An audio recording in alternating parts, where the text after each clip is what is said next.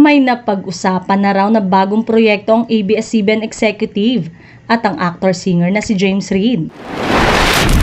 In short, planchado na ang pagbabalik kapamilya ng aktor.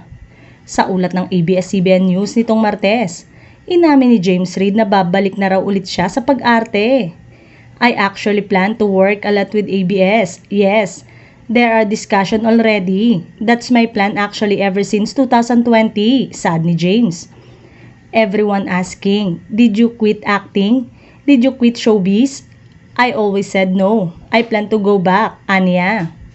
Ayon kay James, nagpahinga raw siya sa pag-arte upang makapag-focus sa pagbuo ng music. Dagdag pa niya, I needed a break. I think I did that.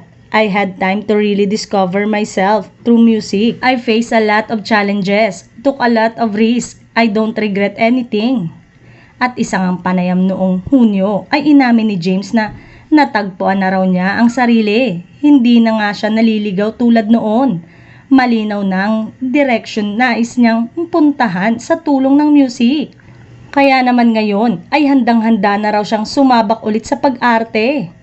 Nagpapasalamat naman daw ang aktor dahil bukas pa rin ang pintuan ng ABS-CBN lalo na ng mga big boss ng nasabing network.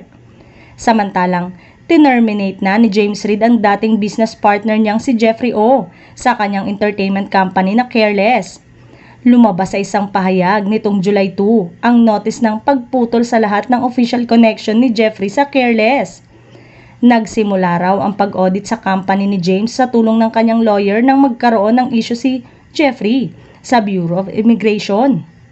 Moving forward na raw si James at patuloy na inaayos ang naging problema ng kumpanya. Hanggang sa ngayon ay hindi pa rin nagsasalita si Jeffrey O at ang kampo niya.